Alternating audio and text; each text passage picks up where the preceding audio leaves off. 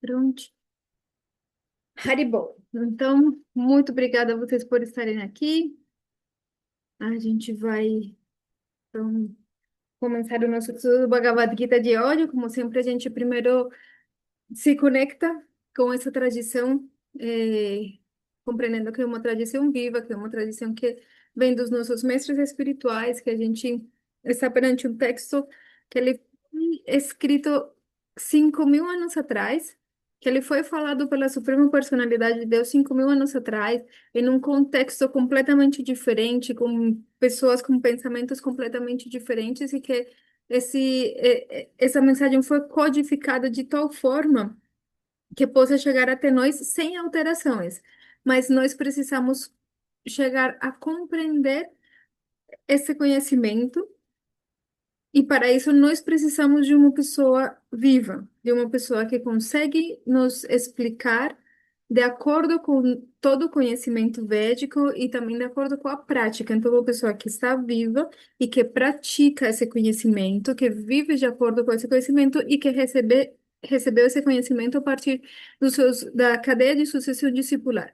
Então, existem quatro correntes de sucessão discipular Vaishnavas válidas ou legítimas em Kali Yuga, e a pessoa deve estar conectada numa dessas cadeias de sucessão discipular para conseguir realmente compreender e explicar esse conhecimento.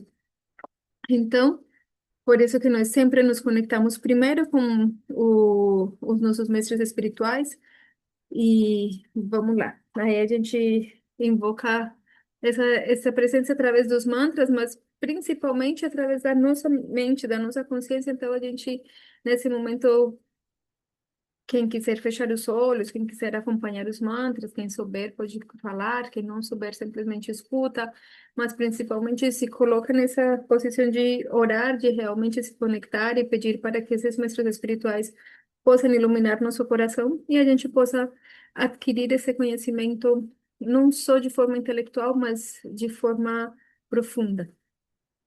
Jai, Gurudeva Patita Pavana ki Jai. Om Ajnanantimirandasya Janan Shalakaya Chaksurunmilitan Jene Tasmai Sri Gurave Namo Vishnu Padaya Divyajnanam Pradayine Srimate Paramadvaiti Swamini Asirupine Sharanagata Bhakti Vyasuda Bhakti Vidayine Vishuddha Bhakti Siddhanta Dharadhara Nisevine Namo Mahavandanjaya Krishna Prema Pradayate Krishnaya Krishna Chaitanya Namne Godachavase Namaha Namo Brahmanya Devaya Go Brahmanya Hitayansha Jagat Hitaya Krishnaya Govindaya Namo Namaha Jaya Sri Krishna Chaitanya Prabhu Nityananda Sri Advaita Gadadara Srivas Adi Gaura Bhakta Vrinda Vrindaya Tulasi Devaya Priyaya Kesavasya Cham Krishna Bhakti Praji Devi Satyavaitai Namo Namaha Vanchakalpatarubhyascha Kripa Sindhubhyavascha Patitanam Pavanevyo Vaishnavevyo Namo Namaha Hare Krishna, Krishna Krishna, Hare Hare, Hare Rama, Rama Rama, Hare Hare, Hare Krishna, Krishna Krishna, Hare Hare, Hare Rama, Rama Rama, Hare Hare, Hare Krishna. Krishna Krishna Hare Hare Hare Rama Rama Rama Hare Hare Om Namo Bhagavate Vasudevaya Om Namo Bhagavate Vasudevaya Om Namo Bhagavate Vasudevaya Jai Shrimad Bhagavad Gita Ki Jai Shri Bhakti Chandra Shantu Maharaj Ki Jai Shri Bhakti Vibuddha Buddha Maharaj Ki Jai Shri Guru Maharaj Ki Jai Haribo. Muito bem-vindos todos, então vamos começar. Então a gente começa hoje o capítulo 3 do Bhagavad Gita. Eu vou compartilhar aqui a minha tela, cadê? Tu, tu, tu, tu, tu. Vamos, cadê?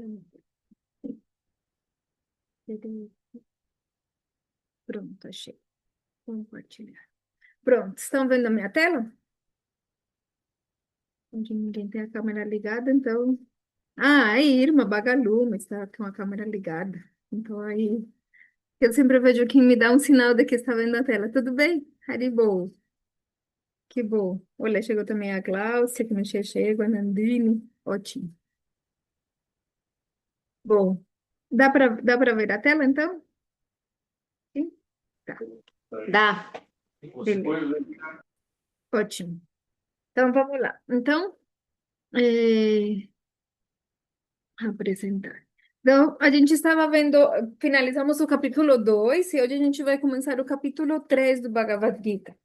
Então, no capítulo 2, só para a gente relembrar um pouquinho, eu estava tentando fazer um resumo aqui rápido, mas não deu tempo. Então, eu vou contar para vocês esse. Ah, deixa que eu já sei o que que eu vou fazer, para vocês poderem ver o meu resumo. Como é que eu saio aqui da tela cheia?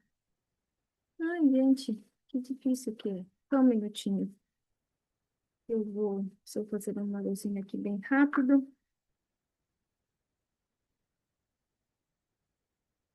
para que a gente consiga aqui visualizar um pequeno resumo que eu estava fazendo aqui para ter mais fácil.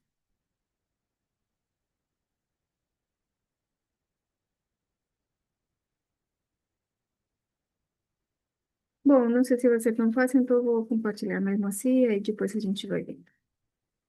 E a gente perde muito tempo. Compartilhar. Pronto. Então, a gente, só para resumir um pouquinho do capítulo 2, né? O capítulo 2 começa quando Arjuna está triste, cheio de compaixão, aí ele está completamente abalado e decide que não vai mais lutar naquela guerra, certo? Aí Krishna vai repreender ele, vai falar da onde que surgiu tanta impureza no seu coração, e ele fala: você está falando com palavras muito bonitas, porém você está falando. Ótimo. Tá vendo a tela? Ótimo. Porém, você está falando coisas que não condizem com alguém de sabedoria. Mesmo que suas palavras possam ter um fundamento védico, mesmo que elas pareçam palavras de sabedoria, mas você não está falando com a verdadeira sabedoria, porque o sábio, ele não se perturba nem pelos vivos, nem pelos mortos. Eu vou deixar aqui porque essa outra tela está muito confusa para vocês, mas eu vou contar aqui. Então, ele fala: um sábio não se perturba nem pelos vivos nem pelos mortos, e começa então a falar sabedoria para Arjuna. Mas primeiro, Arjuna, ele aceita que ele está confuso, aceita que ele não sabe mais o que fazer, que para ele seria melhor virar um mendigo, ao invés de cumprir com seu dever como kshatriya, porque ele não consegue compreender qual seria o bem que poderia resultar dele ter que lutar contra os seus próprios parentes. É uma situação que abala ele completamente. E nesse momento ele fala: eu não vou lutar. Mas finalmente, eh, Arjuna, ao ver que ele não sabe o que que deve ser feito, que ele não sabe o que que é o melhor, se deixar que o mal prevaleça no sentido de que aquelas pessoas que estavam fazendo mal sejam as que continuem no poder e estabelecendo o mal como parâmetro, ou se ele deve lutar contra eles, mas eles são sua própria família. Então, ele não sabe o que fazer, aí ele pede para Krishna que dê instruções e aceita Krishna como seu mestre espiritual, e a partir desse momento começa mesmo o Bhagavad Gita. Então, Krishna começa a instruir Arjuna.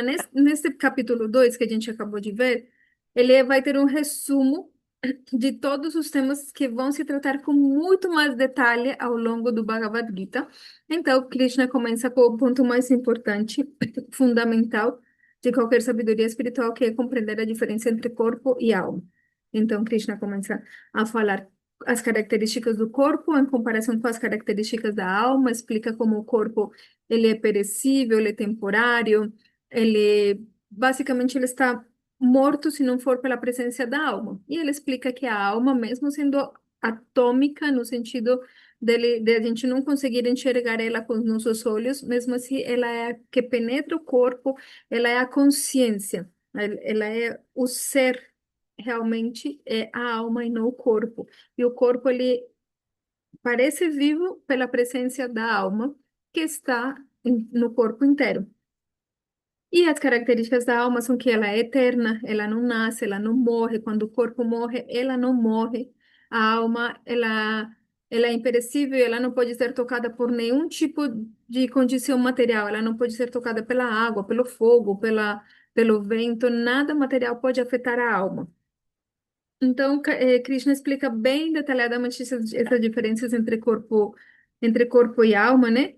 E aí começa a explicar para Arjuna como que funciona o corpo e a alma. Ele estabelece qual é a natureza da realidade, então ele estabelece que aquilo que é real é aquilo que é eterno. E aquilo que não é eterno, que é perecível, entenda-se, o corpo material, ele não tem uma realidade última. Ele é uma realidade temporária, portanto, ele não constitui a base do que é a realidade. Então, ele é como um sonho que nós estamos vivendo, porém, a gente tem que ter muito cuidado com esse conceito, compreendendo que há uma realidade nele.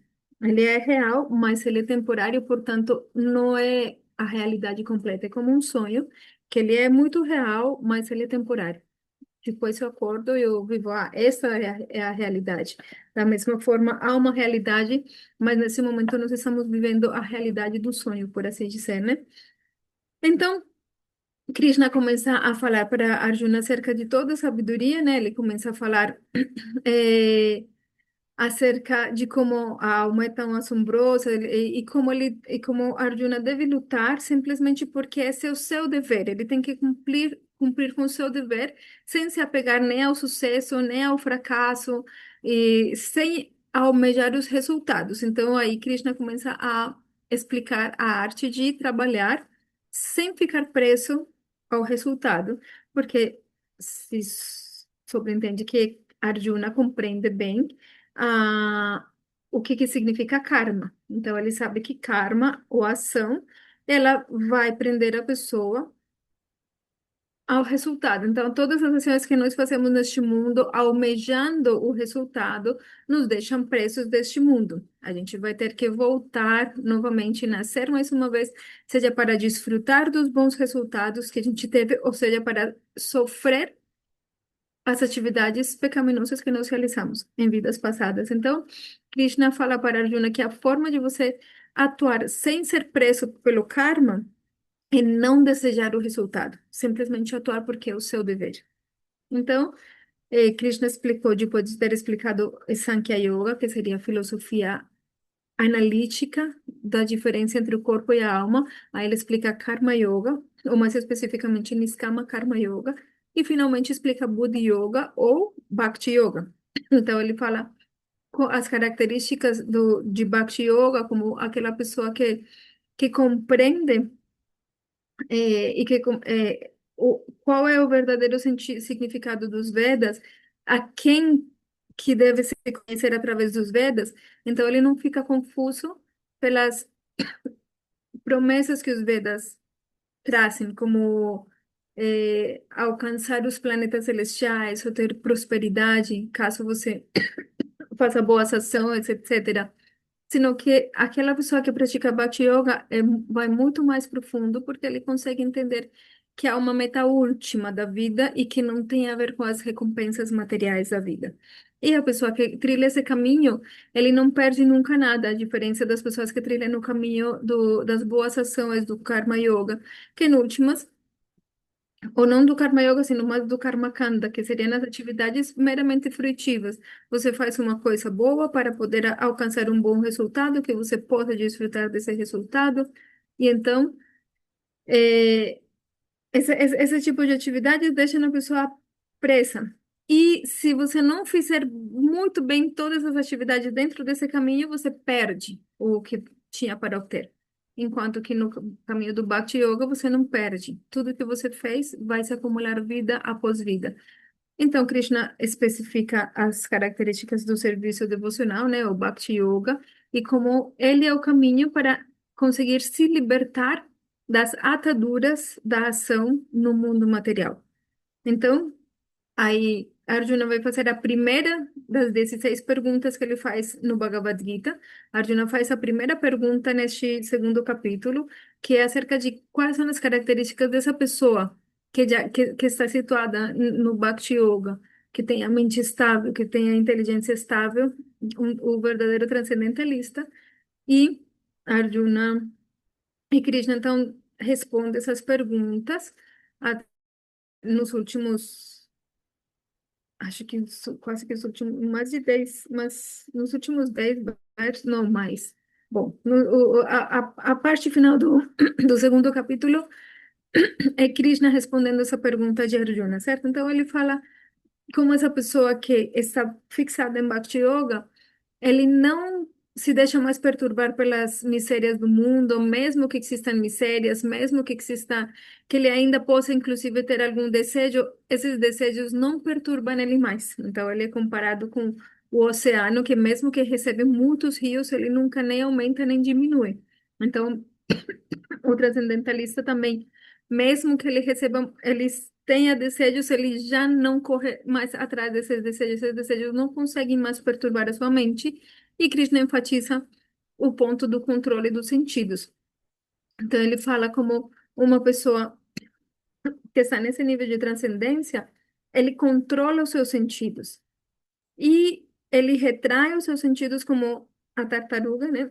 Retraindo seus membros, e por isso ele consegue controlar a sua mente. E uma pessoa que consegue controlar a sua mente consegue obter paz mental, e se uma pessoa não tiver paz mental, não consegue ser feliz. Então, Krishna associa, ou ele explica, né, que a felicidade não tem nada a ver com obter coisas externas, ou seja, não tem a ver com a satisfação dos sentidos, mesmo que a gente corra e faça todo o possível para satisfazer os nossos sentidos, essa não vai ser a fonte de felicidade.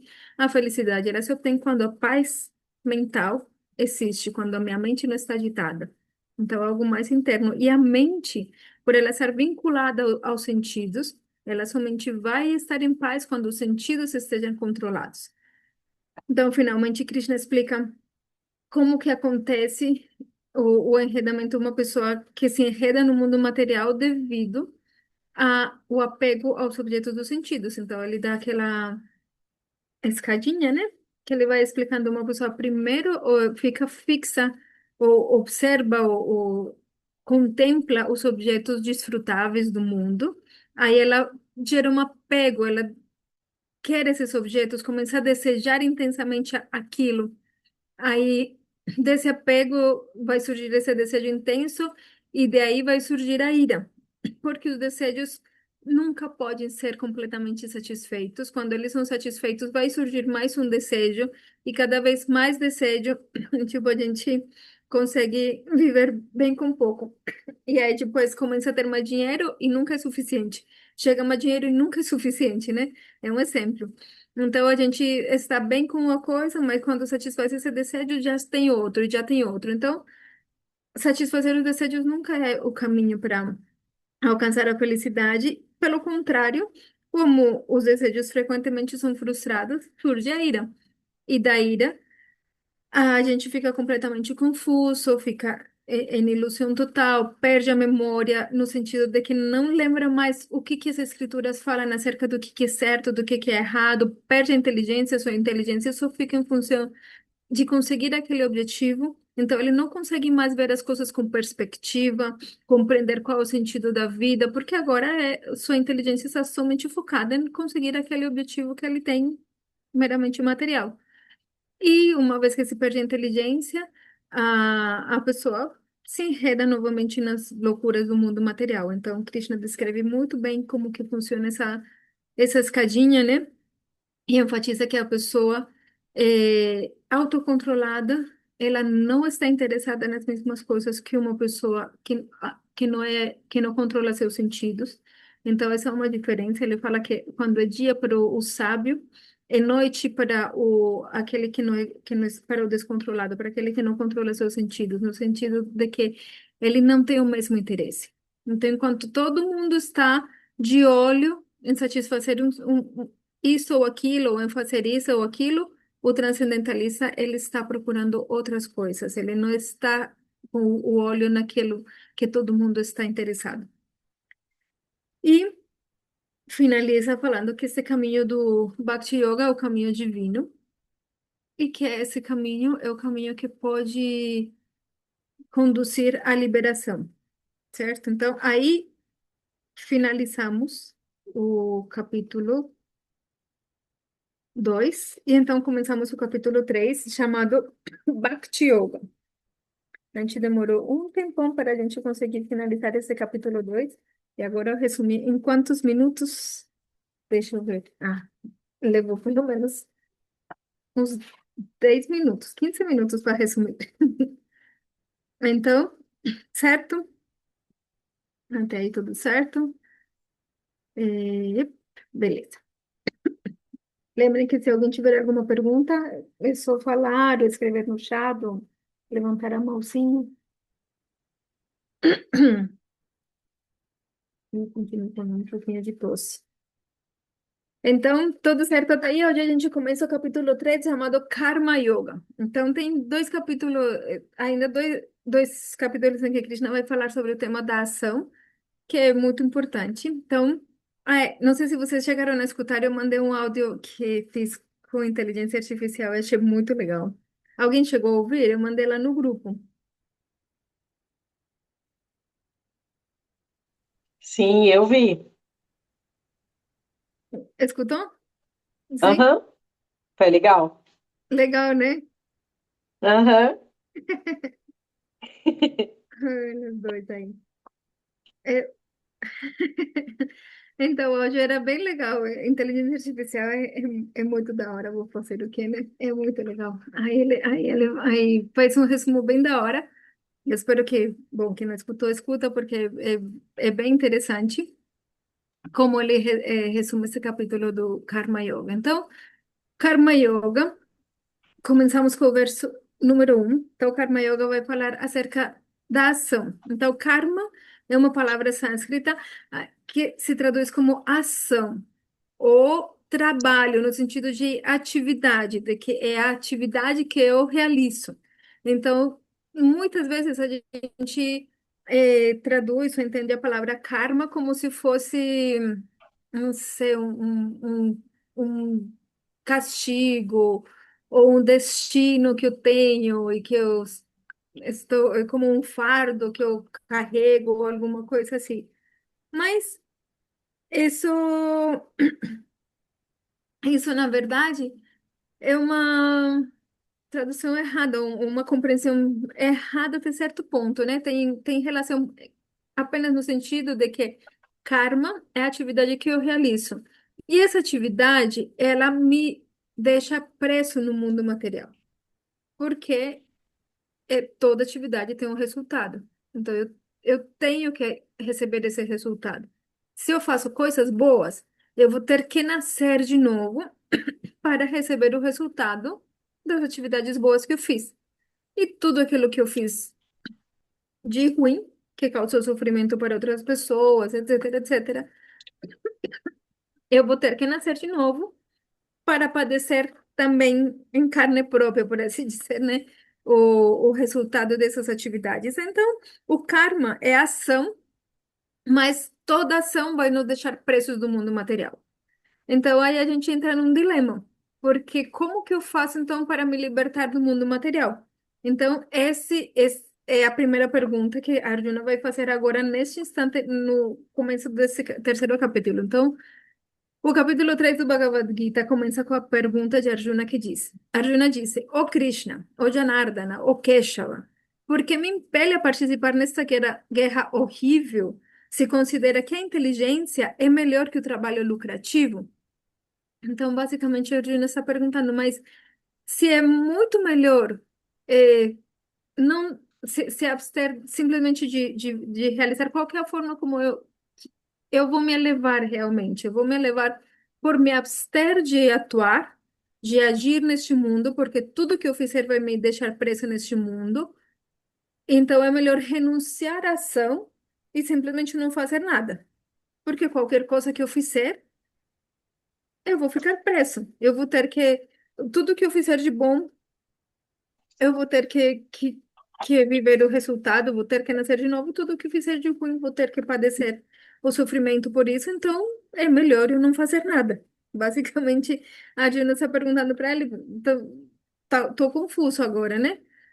Então, no capítulo 2, Krishna explicou a natureza da alma, apresenta diferentes caminhos para o conhecimento espiritual, combinando com Buddha Yoga ou consciência de Krishna. Então, a gente viu que ele explicou Sankhya Yoga, que é o caminho da filosófico, por assim dizer, é o caminho de você compreender a diferença entre corpo e alma. E o Sankhya Yoga é muito mais amplo ainda. Então, no Sankhya Yoga, você desmenuça o que que é o mundo material, do que ele é composto para compreender realmente o que que é a alma, qual que é a diferença entre corpo e alma, e vai assim, né, desmiuçando ou classificando cada uma das partes do mundo material para entender o que que é o mundo material e o que que é a alma e qual que é o sentido da vida a partir dessa compreensão analítica. Explicou também o caminho do Karma Yoga, porque Krishna já no capítulo anterior começou a falar acerca de Niskama Karma Yoga, de ação, mas sem desejar os frutos do trabalho, como uma forma de se libertar desse cativeiro das ações, né? E finalmente falou sobre a consciência de Krishna. Então, muitas pessoas pensam, né, que se você assumir um caminho espiritual, então você tem que parar de atuar. Você tem que se afastar do mundo e que você tem que se retirar para um lugar isolado e não fazer mais nada. E essa compreensão é meio que a gente também, até no Ocidente, né, tem essa ideia de que a pessoa que segue um caminho espiritual, ele é um monge, ele é uma pessoa que tem que renunciar a tudo, que tem que viver no mosteiro e que a espiritualidade é reservada para as pessoas no mosteiro. E, de alguma forma, nós temos essa ideia, até mesmo talvez por uma compreensão errada do cristianismo, né? Não digo que o cristianismo transmita isso, mas talvez muitas pessoas tenham compreendido dessa forma, né? Ou pouco profunda, talvez, de pensar que a espiritualidade é apenas para aqueles que conseguem renunciar a tudo, né? Então a gente tem essa ideia de, quando eu estiver mais velho, eu vou poder me dedicar à vida espiritual. Agora eu tenho muitos afazeres, né? Agora eu tenho que lidar, que cuidar dos meus pais, dos meus avós, dos meus filhos, do trabalho, de tudo. Então agora a vida espiritual não é para mim. E essa é uma compreensão completamente errada, porque a vida espiritual é o único que realmente importa.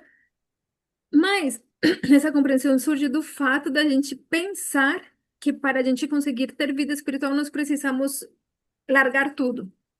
E que é esse o caminho espiritual. Então, Krishna vai começar aqui no Bhagavad Gita, antes inclusive de entrar em temas muito mais profundos, ele começa por deixar bem claro que não é esse o caminho. Então, existe um perigo nesse caminho de você se isolar e se retirar e simplesmente ficar fazendo sua prática espiritual, porque, em últimas, primeiro que a gente ainda tem desejos, isso a gente vai compreender mais ainda nesse capítulo, como a gente tem que compreender que nós temos desejos materiais, e enquanto nós tivermos desejos materiais, mesmo assim, nós podemos trilhar o caminho espiritual, mas temos que saber como trilhar esse caminho espiritual de tal forma que possamos superar tudo aquilo que nos deixa presos ainda dessa mentalidade materialista. E se nós artificialmente tentarmos nos colocar numa posição que não nos corresponde, a posição do monge que está lá meditando, isolado, o que acontece é que muitas pessoas vão ficar falando: nossa, como essa pessoa é espiritualista, nossa, como essa pessoa é avançada, essa pessoa é um santo, essa pessoa é isso, é aquilo. E nada mais perigoso do que isso. Nada mais perigoso do que a fama, do que as pessoas acharem que você é uma coisa que você, na verdade, não consegue sustentar. Então, tenha medo disso. Krishna está falando, sai correndo, fuge de se colocar numa posição que você não está, que você internamente não está pronto para isso. Isso é muito mais perigoso do que você seguir o seu próprio caminho. Então, Arjuna, ele também compreendeu que, digamos que Arjuna, se colocando na nossa posição, ele está também falando, em certa maneira, que ele pensa que para ser avançado espiritualmente, ele teria que abandonar a ação. Quer dizer, ele teria que abandonar aquela batalha que ele tinha aí na sua frente. Que ele não deveria mais lutar aquela guerra, né? E que ele deveria simplesmente sair fora, abandonar tudo e se tornar um renunciante. Então, é muito interessante que se a gente extrapolar isso para a nossa vida, né? É como a gente pensar que para eu poder me dedicar à espiritualidade, para eu poder avançar espiritualmente, eu tenho que sair do meu dever, ou simplesmente não lutar a luta que me corresponde, né? Então, em que enquanto eu tiver que lutas que fazer no mundo material, enquanto eu tiver que pagar contas, enquanto eu tiver que cuidar da família, enquanto eu tiver que cumprir com esses compromissos, eu não posso ser dedicado à vida espiritual. E é a mesma coisa que a Arjuna está pensando. Então, a Arjuna está falando, você me confundeu. Agora eu sou confuso, né? Porém, tem um detalhe aqui muito interessante, e é que Arjuna, ele já aceitou Krishna como seu mestre espiritual. Então, quando ele aceita Krishna como seu mestre espiritual, a gente está muito, lamentavelmente, acostumado a ter um mestre espiritual apenas de nome, né? Apenas na moda, né? Porque está na moda ter um mestre espiritual. Mas a verdade é que o mestre espiritual é a pessoa com quem você pode consultar antes de tomar uma decisão na sua vida. Uhum. Essa é uma pessoa esse é o mestre espiritual. Então nós precisamos ser esse guia que nos indique o que eu posso fazer, o que faz bem para mim, né? E não atuar de forma caprichosa. Então, Arjuna, como discípulo, ele pergunta, ele expõe a sua dúvida, ele fala, espera aí, mas qual que é o caminho que é melhor para mim? Ele não decide sozinho, então, pronto, entendi, a vida espiritual é, é renunciar a tudo, vou renunciar. Mas ele também não decide, não, eu não posso renunciar a nada, então eu vou fazer a minha vida como segue, porque eu não posso renunciar a nada. Ele expõe a sua dúvida perante o seu mestre espiritual para poder compreender o que é o caminho espiritual para ele, especificamente no seu caso, certo? Então, então aí Arjuna pergunta, então o que é melhor, certo? Se eu devo fazer as atividades, mas essas atividades elas estão permeadas pelas qualidades do mundo material, pela paixão, ou pela bondade, pela ignorância. Ele fala, porque esta guerra é uma guerra violenta, então eu vou estar atuando de acordo com as características e as coisas do mundo material. Então, ou eu devo renunciar a isso, certo? E nesse capítulo, Krishna vai responder para ele a forma correta de atuar no mundo material para não se enredar, isso quer dizer, para como a gente atuando no mundo material trilha o caminho da liberação. Como a gente atuando no mundo material consegue mesmo assim fazer esse caminho que consegue finalmente nos libertar do ciclo de nascimentos e mortes.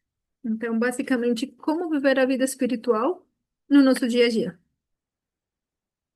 Então, o verso 3.2, né? Arjuna continua falando, ele fala, minha inteligência está confusa por suas instruções ambíguas. Assim, por favor, diga-me de forma definitiva o que é melhor para mim. Hum. Gente, a minha tosse é engraçada. Ela aparece, ela vai embora e de repente aparece de novo. Hum, hum. Então, Arjuna continua. Me diga o que é melhor para mim, né? Então, ele fala, basicamente, ele está confuso. Você me fala sobre Sankhya Yoga, me fala sobre Karma Yoga, então você me fala sobre controlar os sentidos, mas ao mesmo tempo, como que eu vou controlar se eu vou ter que atuar aqui numa guerra, eu vou ter que estar influenciado pelo mundo da paixão, pelo mundo da ignorância, então tudo isso é muito confuso para mim, né? Então você está me confundindo. Mas Krishna, Arjuna usa certos nomes de Krishna que ele fala no fundo, tipo, eu entendo que você não quer me confundir, mas devido à minha inteligência ser insuficiente, eu não consigo te entender. Então, obviamente, Arjuna, ele conseguia entender, mas ele também está querendo que não sejam mal interpretadas as palavras de Krishna, que alguém não possa depois no futuro mal interpretar. Então, Arjuna queria que esses assuntos fossem muito bem esclarecidos. Qual que é o caminho espiritual? Como que se segue? Então, vem o verso 3 em que Krishna começa a responder. A parte que mais gosta, quando Krishna começa a responder. Então, diz, a Suprema Personalidade de Deus disse: Ó Arjuna sem pecados, acabei de explicar que existem duas classes de homens que tentam compreender o eu. Uns se inclinam a compreendê-lo pela especulação filosófica empírica e outros pelo serviço devocional. Então, começamos com a resposta de Krishna. Então, basicamente,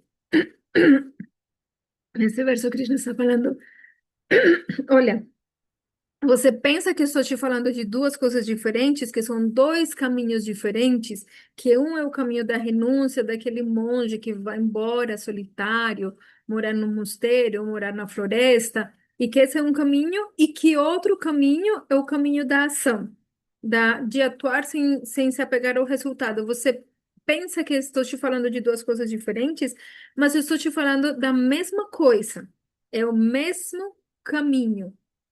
Porém, as pessoas, de acordo com suas inclinações ou de acordo com a etapa em que eles se encontram, devem seguir um caminho ou outro, compreendendo que eles são como etapas do mesmo caminho. Eles vão ter que concluir todos em Bhakti.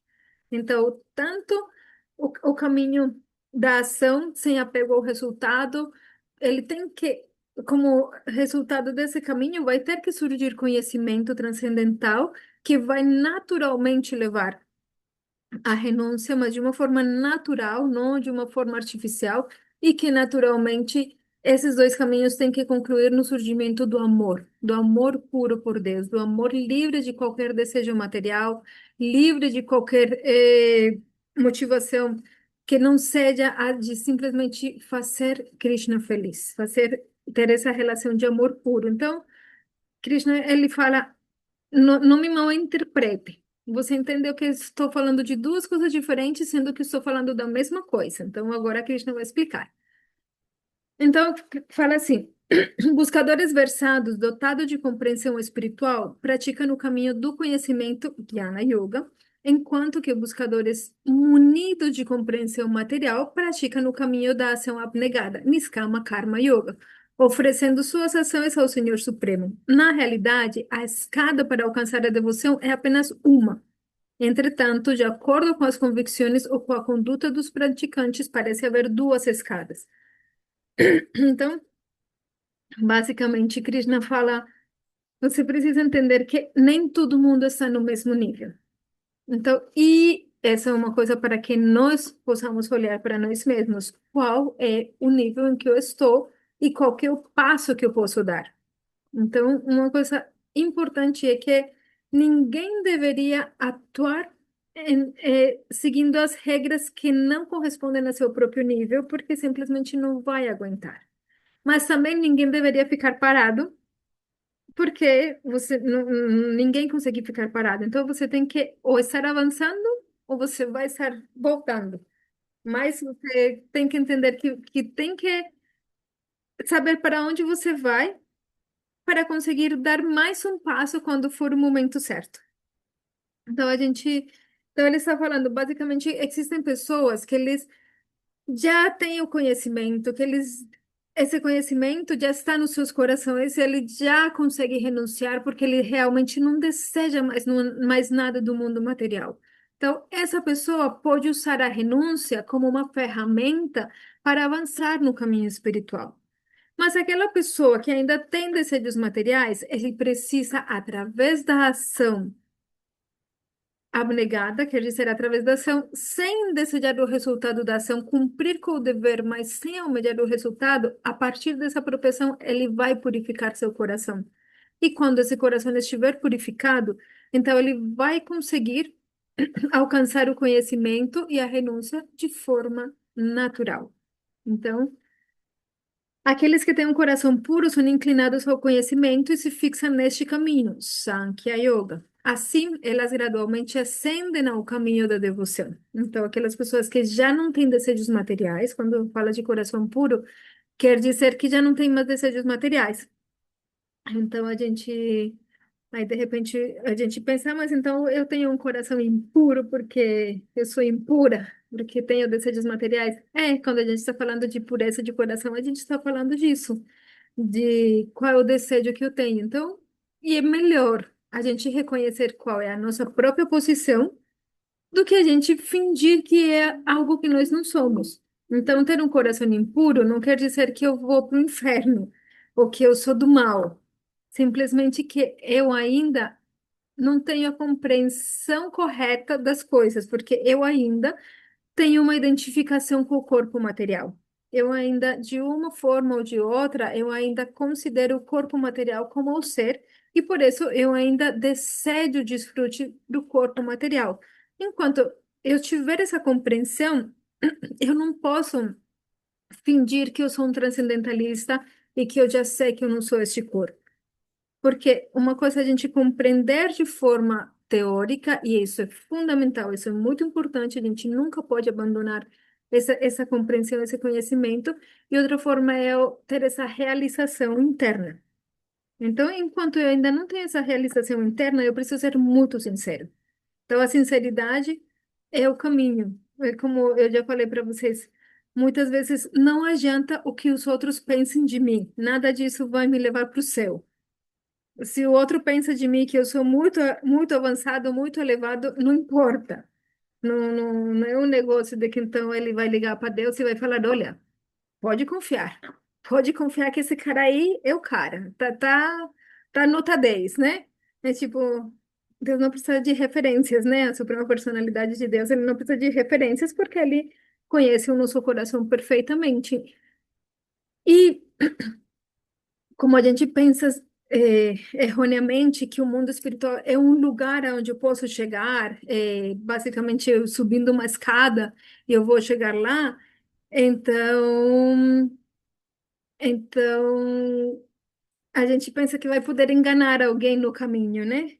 Mas quando a gente compreende que o mundo espiritual, eu só consigo chegar ou me estabelecer na minha posição eterna espiritual quando eu tiver essa consciência, essa mentalidade, então a gente entende que não tem ninguém que a gente possa enganar, que é apenas eu comigo mesmo. É eu compreendendo quem que eu sou e qual que é a minha relação com a suprema personalidade de Deus. E aí não tem ninguém que possa enganar. Então, aqueles que ainda não têm o coração puro, primeiro se dedicam à ação abnegada, Nishkama Karma Yoga, pela qual ascendem ao campo do conhecimento, Jnana. Por fim, eles alcançam a liberação por meio de Bhakti Yoga, devoção. Em últimas, o Bhakti Yoga é o que vai nos tirar. É a única coisa que pode nos garantir o cesse das atividades materiais e nos recolocar na nossa posição eterna. Porém, enquanto a gente estiver no mundo material, falsamente identificado com o mundo material, ou seja, enquanto a gente ainda tiver uma mentalidade materialista, e quando eu falo de mentalidade materialista, não estou falando de a pessoa que deseja dinheiro. A gente está com esse conceito, às vezes, meio errado também, né? Então, nós falamos, nossa, como ele é materialista. Então, a gente pensa de uma pessoa materialista, aquela pessoa que só pensa em dinheiro, ou que só pensa em coisas materiais, ou que só quer mostrar para os outros que ele tem, ou coisas assim. Mas não, quando nós falamos de pessoa materialista, é uma pessoa que ainda identifica o ser com o corpo. E devido a identificar o ser com o corpo, ele ainda está procurando fama, nome, bem-estar, conforto material, ainda pensa que essa é a meta mais importante da vida. Essa é uma pessoa materialista. Pode ser a pessoa mais bondosa do mundo, mais maravilhosa, mas ainda está falsamente identificada com o corpo. Então, enquanto a gente ainda estiver identificado com o corpo, ainda a gente vai desejar, os nossos desejos vão ainda estar enfocados no corpo, e, portanto, o nosso coração não é puro. Mas há um caminho para a gente conseguir a pureza. E esse caminho é Niskama Karma Yoga, que é o caminho da gente atuar como um assunto de dever, livre do desejo pelos frutos, mas esse é precisamente o caminho que Krishna vai explicar aqui neste capítulo 3 do Bhagavad Gita, certo? Então, Jnana Yoga e Karma Yoga não representam pessoas ou caminhos completamente diferentes, mas estágios sucessivos de um mesmo processo de elevação espiritual. Basicamente, o que a gente acabou de falar. Karma e Jnana dependem do apoio de Bhakti para produzir seus frutos espirituais, enquanto o Nirguna Bhakti pode conduzir diretamente ao amor puro por Krishna. Então, há uma escada. Essa escada é apresentada no Bhagavad Gita. A gente vai ter esses primeiros capítulos vão explicar o caminho do Karma Yoga, que é como eu me elevo espiritualmente, mesmo que ainda eu tenha desejos materiais. Depois a gente vai ter uma parte mais focada em Jnana Yoga, que é o conhecimento para aqueles que já não têm mais esses desejos materiais e que conseguem ver as coisas como elas são, que já não estão mais identificados com o corpo e que conseguem compreender como funciona realmente o mundo material e estão desapegados disso, né? E finalmente o Bhakti Yoga. Mas todos os caminhos têm que conduzir a Bhakti Yoga para eles poderem. O resultado final é o Bhakti Yoga, é quando a gente desperta o amor puro, o amor livre de todo desejo material, e o objeto desse amor é a suprema personalidade de Deus. Mas se a gente tivesse amor puro, a gente não precisaria trilhar o caminho, porque automaticamente o resultado do Bhakti automaticamente é o conhecimento e a renúncia de forma automática. Mas ou para que a renúncia, o conhecimento, ou a opção abnegada possa dar resultado, a gente precisa chegar nesse nível de despertar o amor. Então, mas a gente ainda vai ter uma outra parte do Bhagavad Gita dedicada exclusivamente a esse tema do Bhakti Yoga. Então, vamos lá. Ninguém tem perguntas por enquanto, então eu vou indo. Por enquanto, quem quiser perguntar já sabe que é só perguntar. Então, verso 3.4. A pessoa não pode se libertar da reação simplesmente por seu certo trabalho, nem pode alcançar a perfeição unicamente pela renúncia, certo? Então, é, esse verso é bem interessante, né? É como, não é que se eu Esse é um renunciar aos verso meus bem deveres, interessante. é É um muito bom, verso bem interessante mesmo. é mesmo. Ele basicamente fala que não é simplesmente porque eu deixo de cumprir os meus deveres que eu vou conseguir avançar espiritualmente. Certo? Então, não é que a pessoa pode se libertar ou que eu, ou que eu vou conseguir me libertar do enredamento material por renunciar às coisas materiais. Então, é essa mesma ideia, tipo, se eu virar monge e for morar no mosteiro, isso vai me libertar do mundo material? Então, Krishna aqui nesse verso está falando, não, apenas isso não é suficiente, não se trata de uma coisa externa. Então, mas não é que você vai deixar de estar preso simplesmente porque renunciou a tudo, ou que você vai se libertar do cativeiro do mundo material simplesmente porque renunciou. Não é o simples fato de renunciar a tudo que vai te fazer uma pessoa espiritualmente avançada, certo? Então, aqui nossos mestres espirituais explicam o seguinte.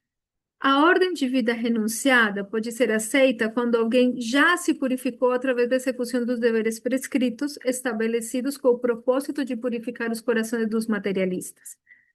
É bem legal uma coisa aí, que a gente, no Ocidente, estamos muito acostumados a pensar é, nessa dicotomia, né? Então, está o monge, o sacerdote, que ele é o renunciante, e que ele basicamente é quem tem a última palavra em temas espirituais. E tem o a pessoa normal, casada, chefe de família, que está vivendo a sua vida e que basicamente ele não tem, não se considera uma pessoa que possa ter um avanço espiritual muito grande ou alguma coisa assim. Na vida védica ou na cultura védica, não se vê dessa forma. Na cultura védica, todo mundo está caminhando a caminhada espiritual. Todo mundo está, ou deveria estar, em função da vida espiritual e em função de avançar espiritualmente. E todo mundo tem a mesma possibilidade de avançar espiritualmente. Mas existem etapas da vida em que a gente já deveria renunciar. Então, na cultura védica, a renúncia ou aceitar sannyasi, sannyasi é um nome sânscrito para a pessoa que renuncia às coisas do mundo material. Ele é uma etapa da vida. Todo mundo, em um certo momento, deveria renunciar ao mundo. E é quando a gente já está mais velho, mais compreendendo que já não deveria se dedicar tanto a perseguir objetivos materiais, porque a vida também vai acabar e uma hora você não vai poder mais. Então, na cultura védica, muito inteligentemente, mais ou menos por volta dos 50 anos, mais ou menos por aí, você deveria começar o processo de se desapegar das atividades materiais. Então, pronto, o que eu consegui de riqueza, já consegui, o que eu ia estabelecer na minha vida, já estabeleci, agora esse não é mais o meu foco é começar a me dedicar mais à compreensão espiritual, certo? Isso. A maturidade ajuda nisso, disse Udava. Claro, com certeza. Quando você está mais jovem, você ainda tem muitos objetivos a satisfazer. Então, você está correndo atrás desses objetivos. Mas deveria chegar um ponto na nossa vida em que a gente compreende, pronto, o que era para conseguir, já consegui. E é muito ou é pouco, é o que foi. Não importa para que eu vou gastar a outra parte da minha vida, esse restante da minha vida, a segunda parte da minha vida, em simplesmente buscar coisas materiais. Agora eu preciso, já que estabeleci a minha família já cresceu, meus filhos cresceram, tudo. Agora eu deveria buscar compreensão espiritual. Agora eu deveria ir correndo atrás de realmente entender quem que eu sou e dedicar o meu tempo a isso. Essa é uma etapa, então esse é o tipo de sannyasa, é o tipo de renúncia que não sei se a palavra certa seria essa, mas em muitas partes é chamado de karma sannyasi, ou sannyasi que é a etapa natural da vida, certo? E o que Krishna está falando aqui é que uma pessoa, digamos, qualquer ser humano, em qualquer momento da sua existência, não deveria procurar a renúncia se ele ainda não está nesse ponto. Todo mundo deveria, em algum momento da vida, compreender que já não vale mais a pena correr atrás de todos esses desejos materiais, mas especialmente quando alguém ainda não chegou nesse momento da vida, eh, deveríamos compreender que não faz bem para alguém renunciar se ainda não está pronto para renunciar, sim? Obviamente, no Ocidente, como a gente não tem essa cultura de pouco a pouco começar esse processo de se desapegar das coisas materiais, então a gente pensa que a renúncia é só para aqueles que estão que, que, que, que querem se dedicar à vida religiosa, né, por assim dizer, mas na cultura védica a renúncia faz parte da vida. Faz parte da vida da vida de uma pessoa inteligente que chega a um ponto que ela entende, olha, para que eu vou correr mais atrás de tudo isso? Mas ao mesmo tempo, Krishna está alertando para que uma pessoa não queira pular etapas e compreender que cumprir com nossos deveres é uma forma de purificar o coração. Então, isso é importante, que cumprir com o dever é uma forma de purificar o coração. Sem purificação do coração, a renúncia é apenas uma perturbação na ordem social. O que que isso quer dizer? Quando eu ainda não purifiquei o meu coração, então eu vou me tornar um monge. Para quê? se eu vou ficar correndo atrás de sexo, vou ficar correndo atrás de dinheiro, só que as pessoas vão olhar para mim e vão pensar, nossa, essa pessoa é um monte, depois vão descobrir, nossa, mas essa pessoa na verdade está só querendo paquerar as meninas ou os meninos ou o que for, e, na verdade, tipo, é um farsante, né? E aí as pessoas basicamente perdem a fé e falam, nossa, é uma farsa, né? Que é o que acontece com muitas instituições religiosas, com muitas pessoas que renunciam quando não estão prontos para renunciar. Então, simplesmente continuam correndo atrás de coisas materiais, porque o seu coração ainda não está puro. Então, o coração precisa ser purificado, e para purificar o coração, nós devemos regular os nossos sentidos. A gente tem que ter cuidado que isso não quer dizer, então se eu ainda desejo ter vida sexual, é melhor eu correr atrás de ter sexo e desfrutar da vida sexual, porque é isso que Krishna está falando no Bhagavad Gita. Se a gente lembrar o final do capítulo anterior, Krishna é bem específico no ponto da importância de controlar os sentidos. Se uma pessoa não regula os seus sentidos, ela não vai ter paz mental. E se não tiver paz mental, não consegue ser feliz. Então, basicamente, Krishna, isso ele já deixou muito claro. E se a gente ficar correndo simplesmente atrás do que os nossos sentidos desejam, a gente nunca vai conseguir evoluir espiritualmente. Porque a vida regulada, ou a vida, incluso de uma pessoa que deseja satisfazer os seus sentidos, mas deseja o avanço espiritual, tem que ser regulada. Ela não pode simplesmente ter uma vida sexual sem seguir princípios regulativos ou consumir substâncias que acabem deixando ela com mais vontade de desfrutar das coisas materiais ou comer qualquer coisa. Então, a gente precisa compreender que a regulação dos sentidos faz parte da vida, porque é através dessa regulação que a gente vai poder ter a paz mental suficiente para cultivar o conhecimento espiritual e o desapego gradual das coisas do mundo material. Então, isso também é importante entender. Então, o serviço transcendental ao Senhor permite o avanço espiritual, mesmo quando a pessoa ainda não cumpriu plenamente seus deveres prescritos. O serviço transcendental ao Senhor permite o avanço espiritual. Tá repetido, né? Mesmo quando a pessoa ainda não cumpriu com seus deveres prescritos, o conhecimento verdadeiro não se manifesta a menos que o coração esteja puro. Portanto, até então deve-se, como determina o Shastra, continuar a cumprir os deveres associados ao Varnashrama Dharma. Então, o serviço transcendental ao Senhor permite o avanço espiritual, mesmo quando a pessoa ainda não cumpriu plenamente seus deveres prescritos. Então, mesmo a pessoa que ainda está no plano de ter que atuar, de ter que cumprir com deveres, de tudo isso, através do serviço devocional, ou seja, através da prática de Bhakti Yoga, a pessoa vai conseguir avançar espiritualmente. Então, a prática, o avanço espiritual é para todo mundo, não é apenas para o monge, não é apenas para aquelas pessoas. As pessoas costumam pensar que uma pessoa que tem uma prática espiritual, já não tem mais nenhum desejo, né? Então essa pessoa, né, é um transcendentalista, mas não, a prática espiritual é para todo mundo, com desejos ou sem desejos. Mesmo a pessoa que deseja tudo, precisa fazer sua prática espiritual para avançar espiritualmente, porque esse é o objetivo último da vida, a gente conseguir sair desse enredamento material e nos situar novamente na nossa posição real, como servos eternos, amorosos da Suprema Personalidade de Deus, eternamente felizes, bem-aventurados, plenos de conhecimento. Então, mesmo que alguém deseje tudo, ou mesmo que alguém já não deseje mais nada do mundo material, fala, chega, não quero mais nada, mesmo que alguém deseje a liberação, então o avanço, ou as práticas espirituais são para todo mundo. Não, não é que apenas o renunciante pode avançar espiritualmente ou pode praticar vida espiritual.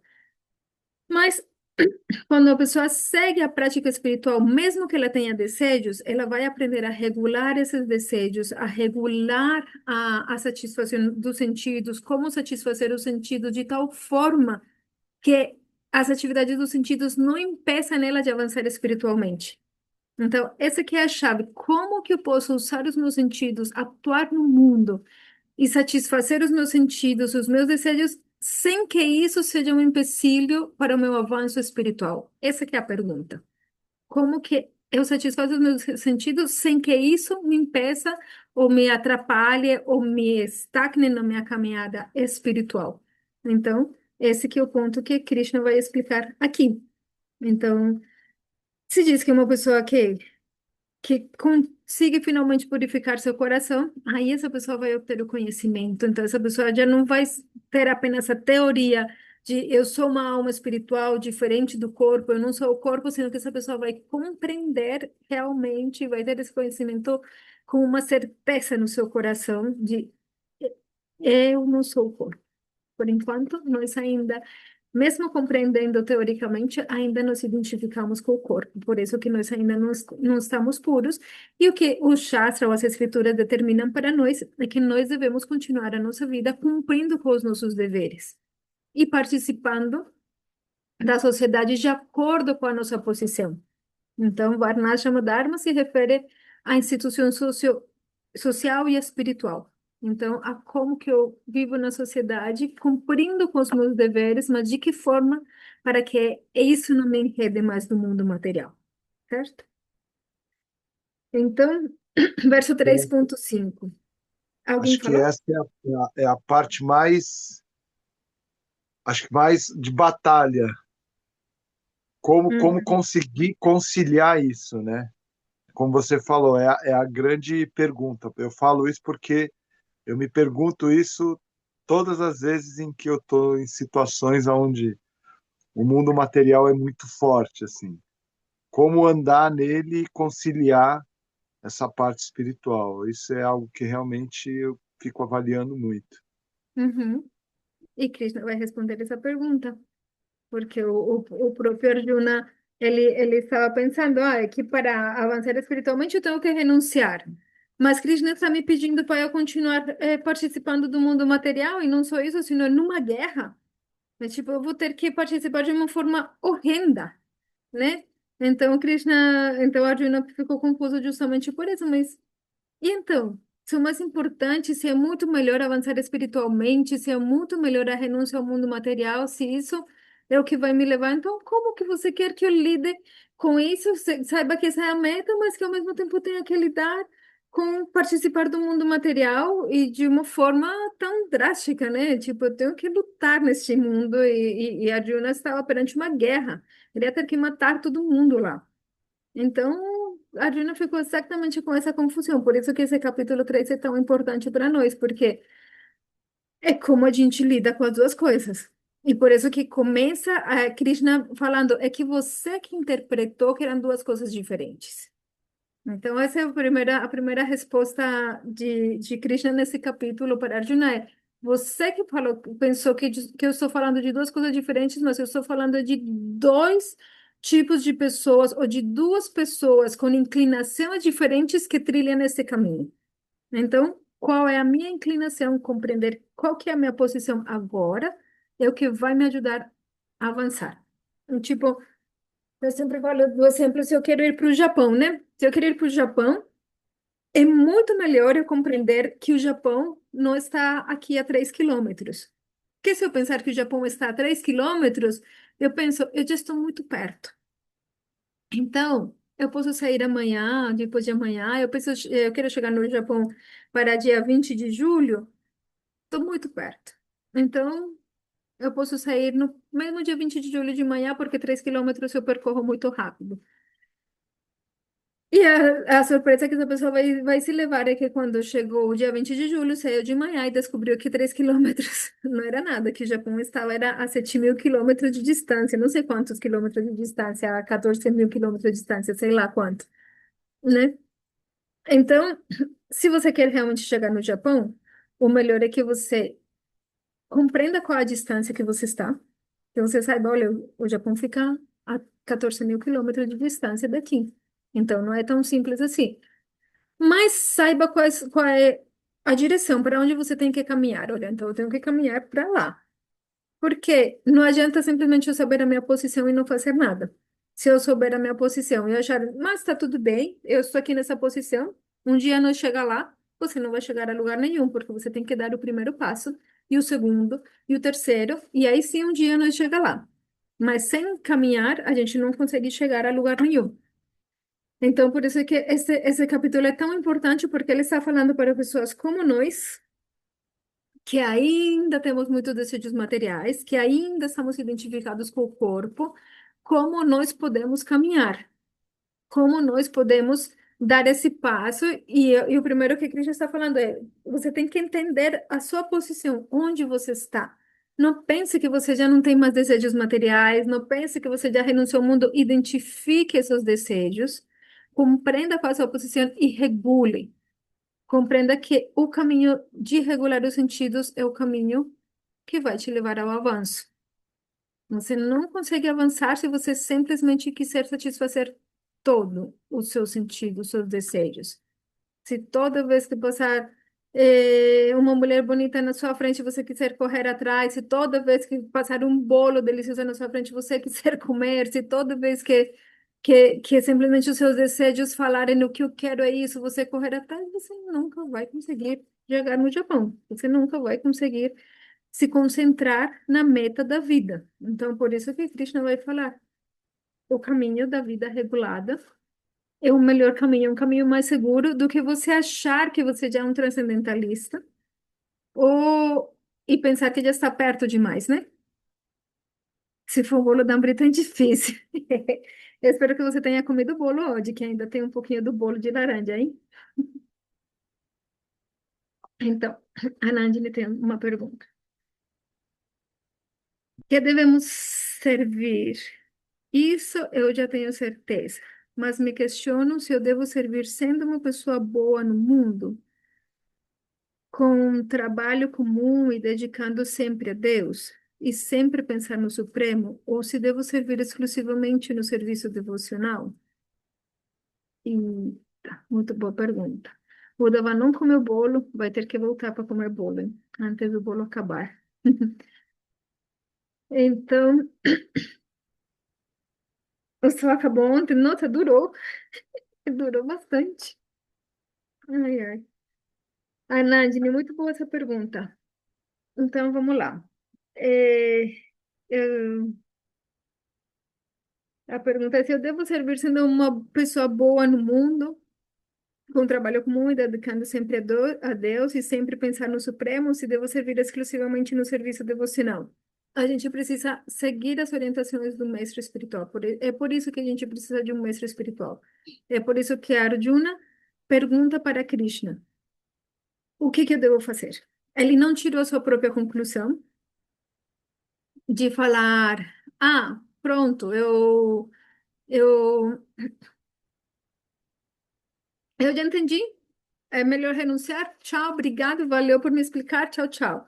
Ele pergunta, ele fala, olha, eu sou confuso, tipo, eu devo servir como? É, nesta guerra, ou é, tipo, renunciando a tudo porque isso é muito melhor. Então, qual é a minha forma de servir? É por isso que nós precisamos a orientação de devotos.